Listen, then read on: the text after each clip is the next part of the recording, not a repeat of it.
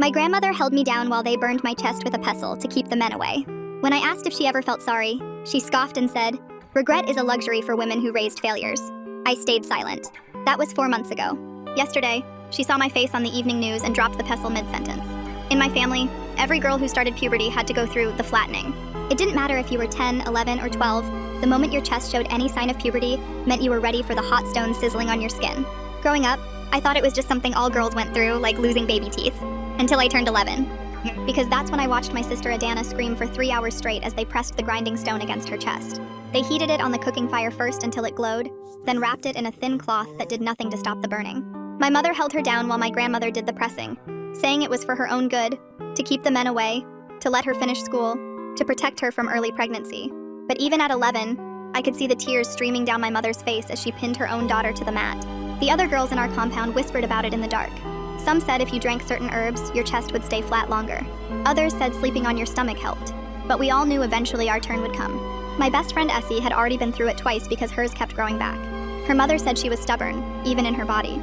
I started wearing my father's old shirts, 3 sizes too big, binding myself with strips of cloth I tore from old dresses. Anything to hide what was happening to my body. I hunched my shoulders forward when I walked, avoided running or jumping, stopped playing football with the boys because movement made it obvious. Every morning I checked, hoping nothing had changed overnight. But bodies don't listen to hope. By 12, it was getting harder to hide. My grandmother started watching me differently, measuring me with her eyes. One morning, she grabbed my arm while I was washing dishes. "Tomorrow," she said, "we'll take care of you before it gets worse, before the men start noticing." That night, I couldn't sleep. The next morning, I pretended to be sick. Violent stomach pains, doubling over, moaning. But my grandmother wasn't fooled. She'd seen every trick, she said, heating the stone while my mother looked away. I tried to run, but where could I go? In a compound surrounded by family? The first press is something you never forget. The smell of burning flesh mixed with shea butter. The sound that comes from your throat that you didn't know you could make. The way your vision goes white, then black, then white again. They did one side, then the other, methodically, like they were ironing clothes. My mother held my hands, whispering that I was brave, that it would be over soon, that one day I'd understand. For weeks I couldn't lift my arms, couldn't lie on my stomach or back, could barely breathe without pain. The wounds wept clear fluid that stuck to my clothes. My grandmother applied honey and herbs twice a day, checking for infection, proud of her work. "See," she said to my mother, "flat as a boy now. She'll be safe." But 3 months later, they started growing again, like my body was fighting back, refusing to be suppressed. My grandmother was furious, said I was eating too much meat, drinking too much milk, inviting trouble. She scheduled another session, this time with the wooden pestle used for pounding yam, heated until it steamed. The second time was worse because I knew what was coming. That's when I met Ms. Akosua, the new health teacher at our school. She was from the capital and wore suits and had studied abroad. During a lesson about puberty, she mentioned something that made my heart stop. "In some places," she said, "people hurt girls' bodies to try to control them, but your body belongs to you alone." After class, I lingered. "Do you know about the flattening?" I whispered. She looked at me for a long moment, then closed the classroom door. "Sit," she said. "Tell me everything." I told her about the stones, the pestle, the pain, my grandmother's pride, my mother's tears, how it was happening to every girl I knew. How some were flattened 6, 7, 8 times until their chests were forever scarred. She showed me articles on her phone, words I'd never seen before. Child abuse, medical complications, tissue damage, infection. She showed me pictures of grown women whose chests never developed properly because of repeated ironing. Women who couldn't breastfeed their babies. Women with tumors and cysts. She said in the city it was becoming illegal, that organizations were fighting it. "But this is tradition," I said. "This is protection." "Protection from what?" she asked. "Protection that requires torturing children is not protection. It's just torture wrapped in fear." She gave me pamphlets to hide, information about laws being proposed, phone numbers for organizations that helped girls. She said change starts with understanding, with one girl telling another. The next morning, as my grandmother heated the stones, a car pulled up, health officials with papers, with authority. My grandmother tried to resist, but they knew the law, knew their rights. They examined me, documented the scars, took statements, and that's when everything changed. Not just for me, but for our whole compound. The health officials moved through our compound like they owned it, their white coats making them look like ghosts against our red dirt walls. Dr. Mensa, the one in charge, had me sit on a plastic chair they brought while a woman with gloves started taking pictures of my chest. Click, click, click went her camera, while grandmother stood in the doorway screaming that they were devils sent to destroy our traditions, that city people didn't understand how to protect young girls, that we'd all end up pregnant before 15 without the flattening. Mother just stood there between us, her whole body shaking as she held the papers Dr. Mensa gave her, trying to read words she didn't understand while the pen trembled in her hand. The camera woman measured each scar with a ruler, writing numbers in her notebook, asking me to turn this way and that, while neighbors gathered outside our gate to watch. Dr. Mensah explained they needed to check the other girls too, that this was bigger than just me. But when his team walked toward the other houses, mothers grabbed their daughters and pulled them inside, doors slamming one after another like dominoes falling. Only Essie stayed visible, standing behind her mother's wrapper, her hand pressed against her own chest where I knew her scars were hiding under her dress. Her eyes met mine across the compound, and I saw her fingers trace the raised lines through the fabric. Mrs. Akoshua appeared at my side then, keys jingling in her hand, saying we needed to go to the hospital for proper treatment, that infection could set in if we didn't clean the wounds correctly. I climbed into her car, a blue Toyota that smelled like air freshener and leather, so different from the Trotros I usually rode in. Through the back window, I watched my compound get smaller and smaller, grandmother still shouting from the doorway, mother standing frozen with those papers in her hand, neighbors whispering behind their hands. The hospital was bigger than any building I'd seen, all white tiles and bright lights that hurt my eyes. The nurse there was gentle, her fingers soft as she touched each scar, measuring how wide, how deep, asking when each one happened while she wrote everything down. I counted on my fingers for her. First time 3 months ago when grandmother used the hot stone. Second time last week with the wooden pestle. She took more pictures, different angles, close-ups that showed every detail, saying these would be evidence for the case file. The antiseptic she used stung worse than shea butter, but she said it would prevent infection, that some girls came in with wounds that wouldn't heal for months. I sat in the waiting room afterward, the plastic chairs cold against my legs, when mother appeared carrying my school bag and extra clothes stuffed in a Ghana must-go bag. She wouldn't look at me, just stared at the floor while she whispered that they said I might need to stay somewhere safe for a few days. I understood what she meant. Away from grandmother, away from the compound, away from the hot stones waiting in our kitchen. The social worker, a woman with glasses and a kind smile, sat us down in a small office and explained that I'd be staying with Ms. Akoshua temporarily while they investigated, that grandmother couldn't be alone with me until the case review happened. Mother nodded, but I could see her mind working, trying to figure out how she'd explain this to the family, to the neighbors, to grandmother who ruled our compound like a queen. That night, I lay in Miss Akoshua's spare bedroom, on a real bed with springs that squeaked when I moved, staring at her walls covered with posters of women in white coats, women flying planes, women in judges' robes. She brought me hot chocolate in a blue mug, something I'd only seen on TV, and the sweetness made my tongue tingle. Everything felt strange and new and impossible, like I'd stepped through a door into someone else's life. The next morning, I woke to find my school uniform hanging on the door, washed and pressed with crisp lines. Mrs. Akoshua set breakfast on the table, bread with jam, not the usual kenki, and said firmly that I wasn't missing classes because of this, that my education mattered more than what people might say. But my stomach churned thinking about facing everyone when the whole compound knew what happened, when their mothers had seen the health officials at our gate. Walking through the school gates felt like walking through fire, whispers following me down every corridor, eyes tracking my movement like I had a sign on my forehead. Some girls pressed against the walls when I passed, fear making their faces tight, while others watched with something that might have been hope flickering in their eyes. How does a whole community keep believing something so painful as protection? The way grandmother calls the health officials devils, while she's literally heating stones to burn children, makes me wonder how traditions get so twisted that hurting becomes caring in people's minds. During assembly, Essie found me, grabbed my hand and squeezed it so hard her nails dug into my palm. Her lips barely moved when she whispered that my grandmother was organizing a meeting, gathering the compound mothers to fight back against the city people who didn't understand our ways. After school, I walked out to find 3 mothers waiting by the gate, Mama Afua standing in front like a general ready for war. She spat on the ground near my feet, her voice loud enough for everyone to hear when she said I'd brought shame on all of us, teaching these city people our private business, putting every girl in danger because now they'd come for all our daughters. Before I could even step back, Miss Akoshua pushed through the crowd of girls who'd gathered to watch, her teaching bag swinging at her side as she planted herself between me and the mothers. She didn't raise her voice, just stood there with her arms crossed, looking at each woman in turn before saying that any harassment of a child under her protection would be reported directly to the police station down the road. Mama Afua's face twisted like she'd bitten into something sour, but she stepped back, pulling the other mothers with her, their angry whispers following us as Miss Akoshua walked me to her car. That evening, while I sat at Miss Akoshua's small kitchen table doing homework, someone knocked on her apartment door, and when she opened it, my mother stood there holding a covered pot that smelled like my favorite jollof rice with extra pepper and spices. She came in quietly, setting the pot on the counter before sitting across from me, her hands shaking slightly as she admitted that grandmother wouldn't speak to her anymore, said she'd failed as a mother by letting outsiders interfere with family business. Her voice cracked when she said it, and I saw her wipe her eyes quickly before standing to leave. 3 days later at school during morning break, I was sitting under the mango tree when 2 younger girls from Primary 4 walked up to me, looking around nervously before the smaller one lifted her school shirt just enough to show fresh wounds across her chest, the skin still raw and weeping. "Does it stop?" she whispered, and I didn't know if she meant the pain or if people would keep doing this to girls like us. That afternoon, Dr. Mensah's white van pulled up to our compound again, but this time 3 more vehicles followed, filled with nurses in blue uniforms, social workers with clipboards, and 2 police officers who stood by the entrance. They had official papers, a warrant that let them examine all girls under 16, and mothers started grabbing their daughters, trying to hide them in back rooms. But the officers made it clear the law was the law now. One by one, they called the girls into the community center they'd set up with white sheets for privacy. And I could hear crying from inside as nurses documented what they found. By the time the sun started setting, they'd examined 17 girls, and the lead nurse came out with tears in her eyes, telling Dr. Mensah that some had infections that needed immediate treatment, others had tissue damage that might never heal properly, and the youngest was only 9 years old. Officials took photos, wrote everything down in their big books, while mothers wept, and grandmothers shouted about tradition being destroyed by city people who didn't understand our ways. The next morning, the district assembly called an emergency meeting in the big hall near the market, and Ms. Akoshua picked me up early so I could witness what happened when leaders had to face the truth.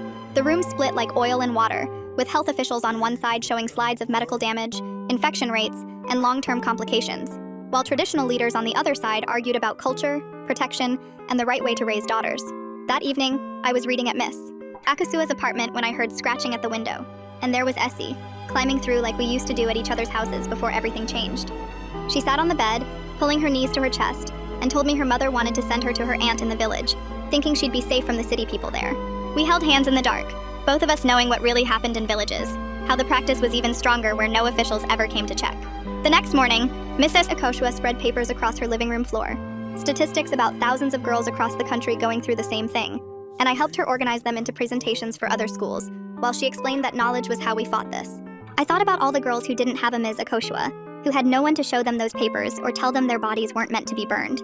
At school, the headmaster called a special assembly about body safety, but by the time we lined up, I noticed empty spaces everywhere, and my class had shrunk from 40 students to 25, because parents were pulling their daughters out in protest. Education became another casualty of tradition, another price girls paid for being born female. Then on the 6th day, just as morning lessons started, grandmother appeared at the school gate with 5 elders from our compound, all of them in their best clothes like they were going to court, demanding I return home because this was family business that didn't concern outsiders. The headmaster started to waver, looking between them and Ms. Akoshua, until she pulled out an official protection order with the government seal stamped in red, and I'll never forget grandmother's face when she saw it, like the world she knew had just cracked open. He compound went quiet after that, everyone staring at the paper like it might burst into flames, and the health officials started moving, one of them putting her hand on my shoulder while another stepped between me and grandmother, who kept opening and closing her mouth without any words coming out. They led me to their van, Ms. Akoshua following close behind, and I watched through the back window as grandmother stood frozen in the doorway, getting smaller and smaller until we turned the corner. The next few days blurred together in a mess of medical exams and photographs and questions asked over and over by different people in different offices, each one writing down my answers in thick folders that got passed from desk to desk. They took pictures of my scars under bright lights, measured them with rulers, asked me to rate the pain on scales from 1 to 10, and through it all, Ms. Akoshua sat beside me, her hand on my back whenever I started shaking. On the 7th day, they drove us to the courthouse in the city center, a big white building with columns that made my stomach flip just looking at it, and inside the halls echoed with footsteps and voices bouncing off marble floors. The courtroom smelled like old wood and floor polish, with rows of benches like church pews and a raised platform where the magistrate sat, a woman with gray streaks in her hair and kind eyes behind wire glasses, who looked right at me when I walked in. My legs felt like water as they led me to a chair facing her, and I could hear Mother somewhere behind me, her breathing sharp and quick like she'd been running. The magistrate asked me to tell her what happened, her voice soft but clear, and I started talking, the words coming out jumbled at first about the stones and the fire and the smell of burning skin, how they held me down, how grandmother said it was for my own good, how it happened twice when my body wouldn't stay flat. My voice cracked when I described the pain, how it felt like my whole chest was being crushed and burned at the same time, how I couldn't sleep for weeks without crying, and behind me I heard Mother make a sound like someone had punched her in the stomach. The magistrate wrote everything down, asking gentle questions when I got confused or mixed up the order of things, never rushing me even when I had to stop to wipe my face. When it was over, she thanked me for being brave and said they would make sure I was safe. Then the bailiff led me out through a side door while Mother stayed behind for her own testimony. I found the bathroom down the hall and splashed cold water on my face, trying to stop my hands from shaking, when the door opened and Mother came in, her face puffy and red.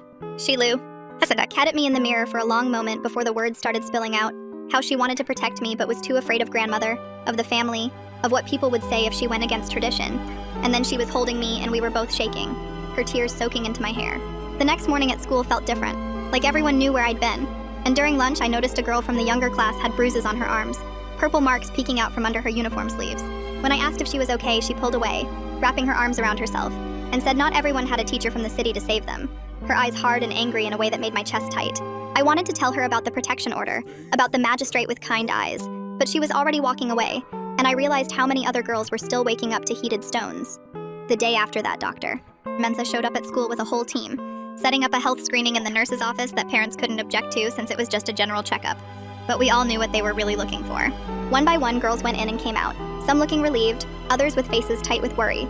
And by the end of the day, they'd found 7 more with signs of breast ironing, burn scars, and flattened tissue that told the same story as mine.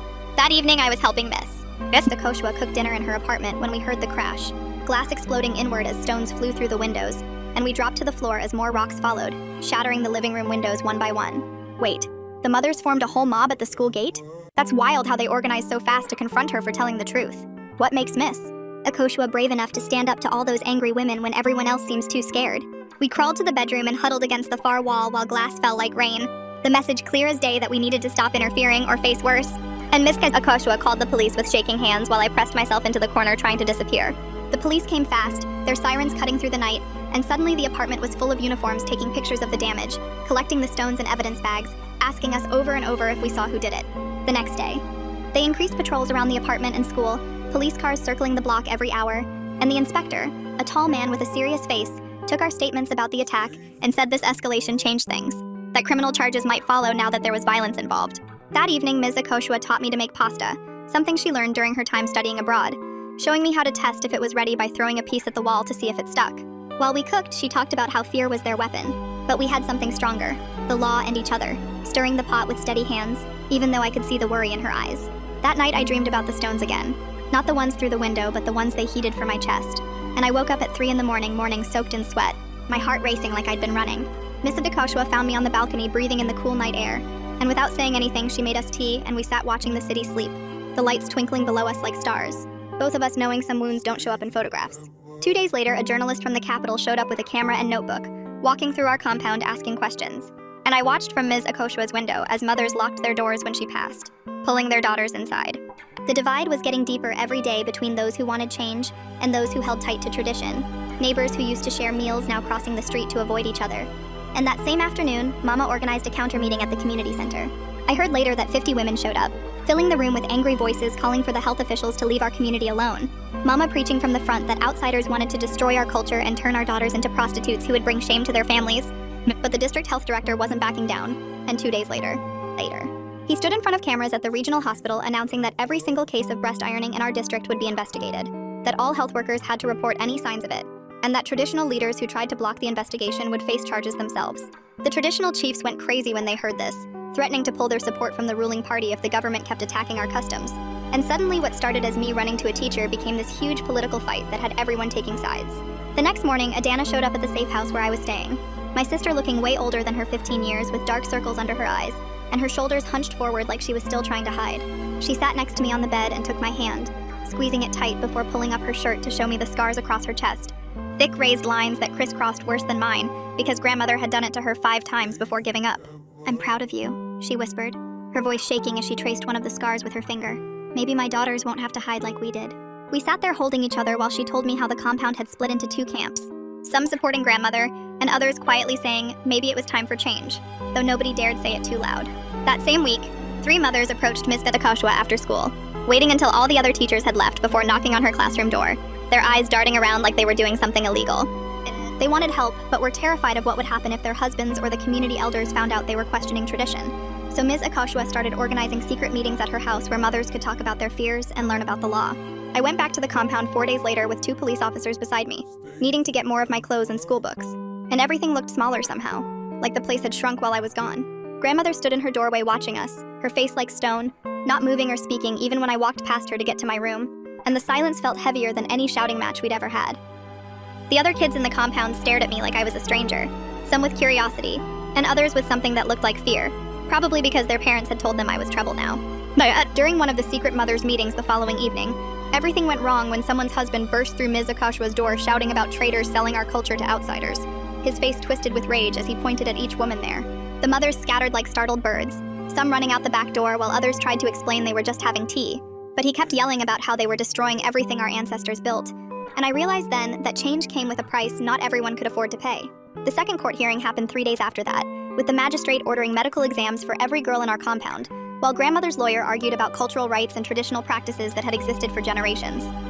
The magistrate cut him off, saying culture couldn't be used as an excuse to hurt children, that safety came before tradition, and that the exams would happen whether the families agreed or not. Mother showed up at the safe house the next evening with my math and science textbooks, staying to help me with homework even though she looked exhausted from fighting with the family all day. They barely speak to me now, she admitted while we worked through equations, her hand shaking slightly as she wrote, but seeing you strong like this, maybe it's worth losing them if it means you get to keep yourself.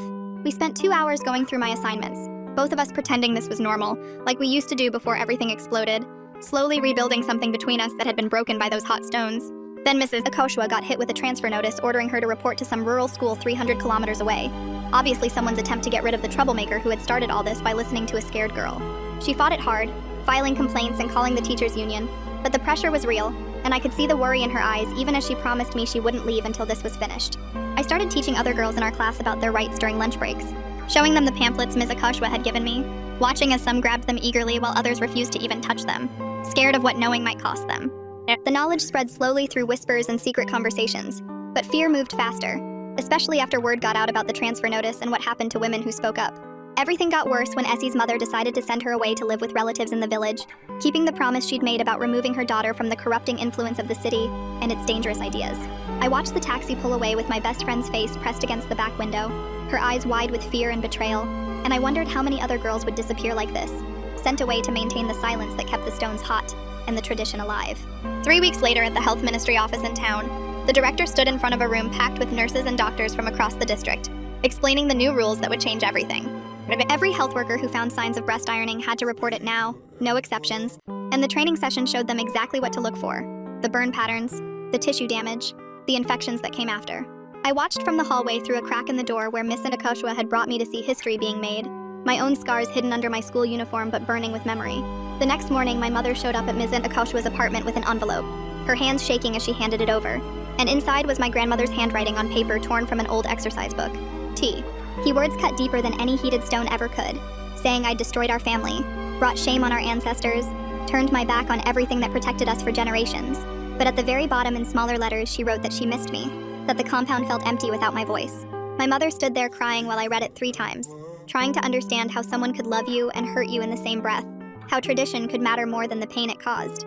That afternoon, a teacher from a school 2 districts over called Miss Akoshua's phone, speaking in whispers about girls in her class who needed help, who came to school with bandages under their uniforms, who flinched when anyone got too close. The network was growing quietly, teacher to teacher, school to school, each conversation another crack in the wall of silence that had protected this practice for so long. Miss Akoshua gave me a notebook that night, one with a lock and key, telling me to write everything down, every memory, every detail, because my story could help other girls understand they weren't alone. The pasta sticking to the wall test is such a simple moment of normal life breaking through all this chaos. I wonder if Miss Akoshua chose that specific LA lesson to remind them both that regular life still exists beyond the fear. Writing hurt in a different way than the stones had, each word bringing back the smell of burning flesh, the sound of my own screams, the feeling of betrayal when the people who were supposed to protect me held me down instead. 4 days into keeping the journal, everything exploded when the journalist who'd been investigating our case published her article in the biggest newspaper in the country, with the headline, "The Village Where Tradition Scars," spread across the front page. My compound's name was right there for everyone to see, along with statistics about how many girls went through this, medical reports about the damage it caused, quotes from doctors calling it torture.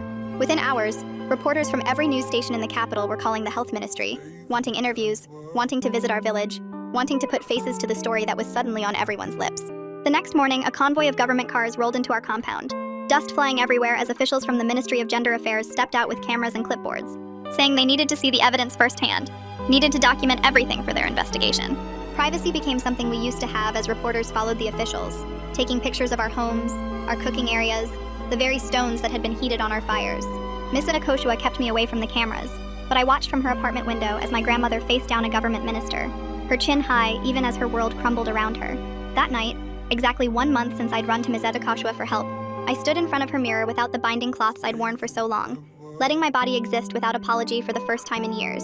The freedom felt strange and scary and wonderful all at once, like learning to breathe again after holding your breath underwater. The investigation kept expanding as 5 more girls from schools across the district came forward with their own stories, each one different but the same. Stories of hot stones and wooden pestles and grinding stones, all the tools our grandmothers had turned into weapons against our bodies. The health officials worked overtime documenting each case, taking photographs of scars, recording testimonies, building a mountain of evidence that couldn't be ignored or explained away as tradition. My mother came to Miss Akasha's apartment 2 days later with her face drawn and tired, telling me she'd lost her job at the market because the vendor association said she brought shame to their group by letting her daughter speak out against their customs. But watching her face as she tried to stay strong for me while her world fell apart was worse than any physical pain I'd endured, knowing that speaking the truth had cost her everything she'd worked for. The community leaders called a press conference the next day, gathering in the chief's compound to denounce the investigation as an attack on our culture by outsiders who didn't understand our ways. But then something unexpected happened when one elder, an old man whose granddaughter had nearly died from infection after her third flattening, stood up and said, maybe it was time to question traditions that left children scarred and damaged. The crack in their unified front was small, but IoT was there. And in that moment, I understood that change wasn't just about laws and investigations, but about people brave enough to say that love shouldn't require suffering, that protection shouldn't leave scars, that tradition wasn't sacred when it came at the cost of children's bodies and futures. But 3 days later, the news showed parliament members arguing about breast ironing on TV. Some said education was enough. Others wanted jail time for anyone who did it. Mother watched from Ms. Akosha's tiny living room while I did homework at the kitchen table. The next morning, Adana showed up with 2 plastic bags of clothes because Mother couldn't pay rent alone anymore. We squeezed into the single bed that night, her on one side, me on the other, Mother in the middle like when we were little. Except now we whispered about finding jobs and saving money instead of fairy tales. Back at the compound, I heard later, traditional healers had arrived claiming all the sick girls were being punished for abandoning their culture. They burned herbs and chanted over the houses where girls had been taken to the hospital. Some mothers started doubting themselves, wondering if maybe they'd brought curses on their daughters by cooperating with the investigation. When I went back to school 2 days later, my desk had been moved to the back corner. Kids I'd known since we were 6 turned away when I walked past. The teacher pretended not to notice when nobody wanted to be my lab partner in science class. At lunch, I sat alone, watching groups of students whisper and point. One girl said her mother told her not to talk to me because I was the one who brought shame to our community. That afternoon, Dr. Mensa stood before the district assembly with a laptop and projector. The photos made assembly members look away. Infected wounds, surgical scars, tissue damage that would never heal properly. 43 confirmed cases just in our district, he said. 12 requiring immediate surgery, 3 with permanent damage. The evidence was undeniable, but nobody wanted to see it. The next day, the court ordered my grandmother and 11 other women to attend mandatory education sessions about child development and human rights. They had to go every week for 3 months or face contempt charges. My grandmother's friends said it was humiliation, being taught like school children about things they'd done for generations. Ms. Akosha got a letter saying her transfer request had been approved, that she'd be sent to a rural school up north. But after the newspapers picked up the story and parents started protesting, the education ministry reversed the decision. She cried that evening while cooking rice, said it was the first time in weeks she'd felt like maybe things could change. Mother found out about a group of women meeting secretly at different houses. They were all mothers who'd refused to iron their daughters or who regretted doing it. 12 of them now, sharing stories and planning how to protect the younger girls. They met at night after their husbands slept, speaking in whispers about resistance and change. I helped Mother fill out job applications at the internet cafe, typing while she dictated her work history. Her hands shook less now when signing her name at the bottom. We didn't talk about grandmother or going back to the compound. Some things broke too badly to fix. Then the news came from the next village. A 10-year-old girl dead from infection after her mother used a heated spoon. The funeral turned into a battlefield between those calling it murder and those calling it tradition. The girl's father wanted to press charges, but the elders said it would destroy their community. Her mother just sat there crying, holding her daughter's school uniform, saying she only wanted to protect her. The next morning, government trucks rolled into our compound with medical teams wearing white coats and carrying equipment I'd never seen before. They set up tents near the market square and started examining every girl under 18, documenting scars, taking photos, asking questions about who did what and when. Some mothers tried to hide their daughters, but the officials had lists from the schools, knew exactly who to look for.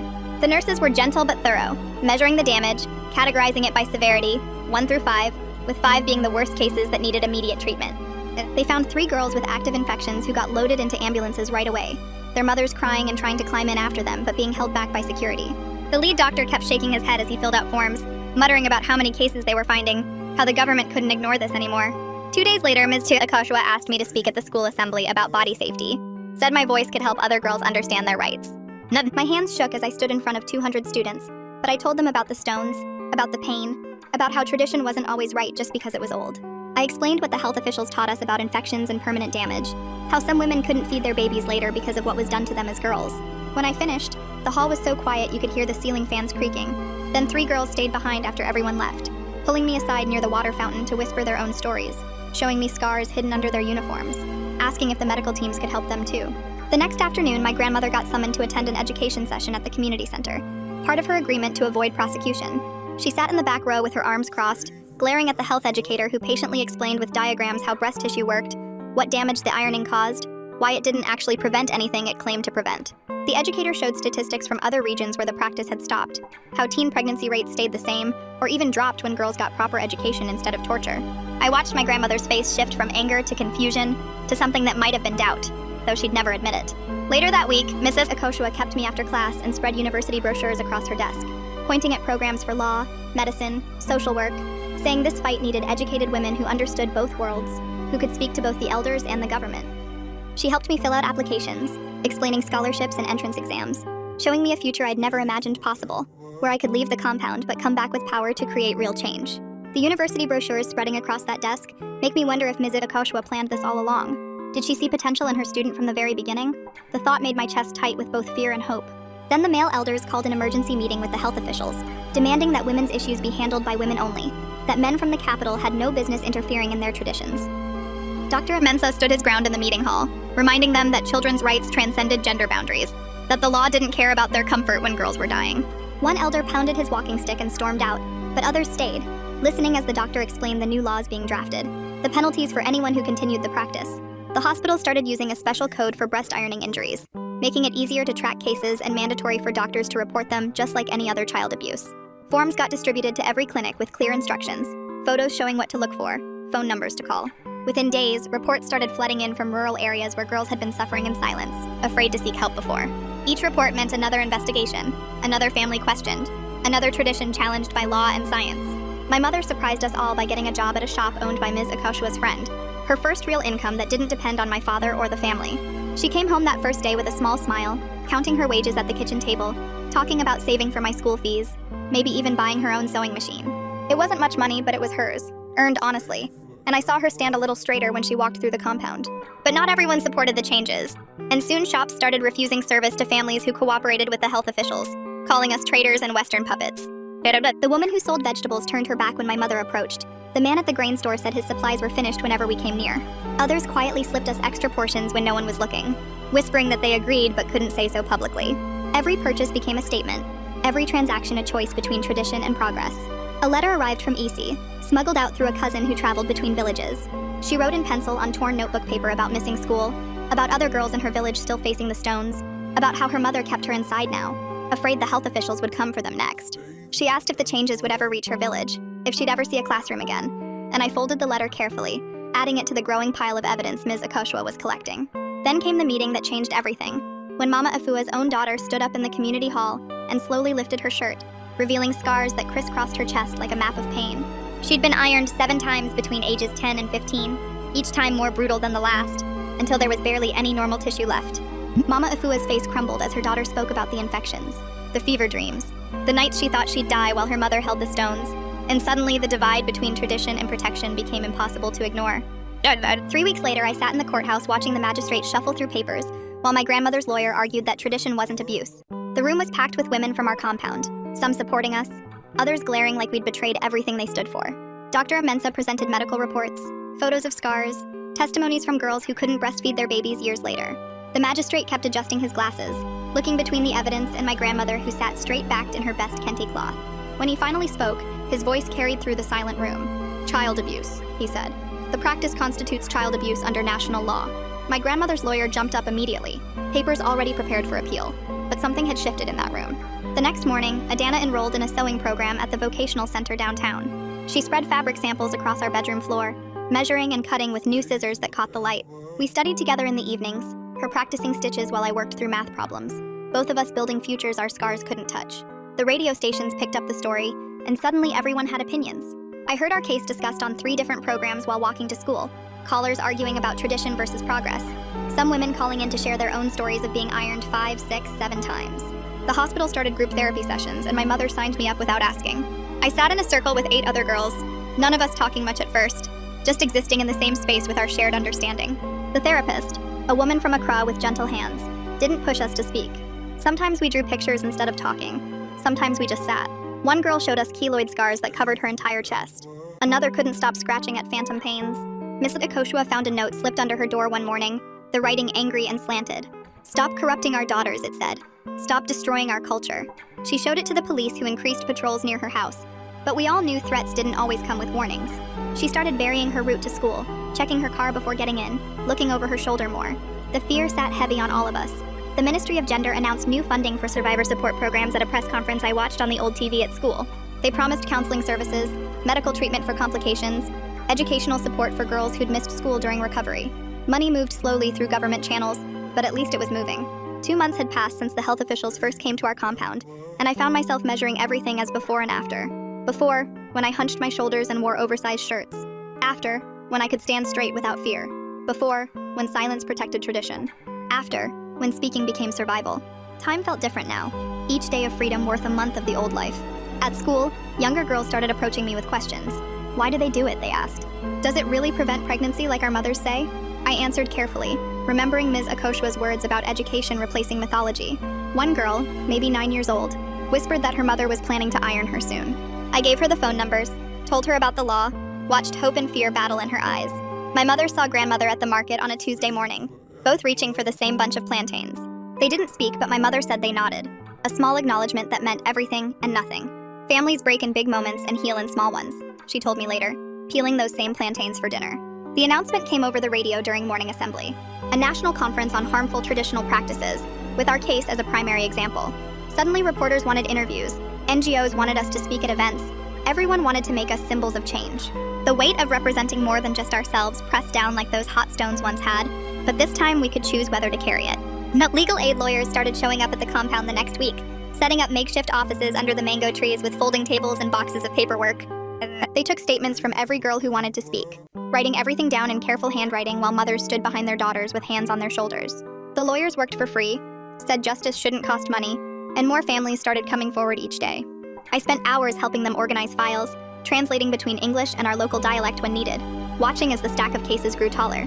Ms. Akoshua asked if I wanted to help train other girls to speak in their communities, and my hands shook when I said yes, but my voice stayed steady.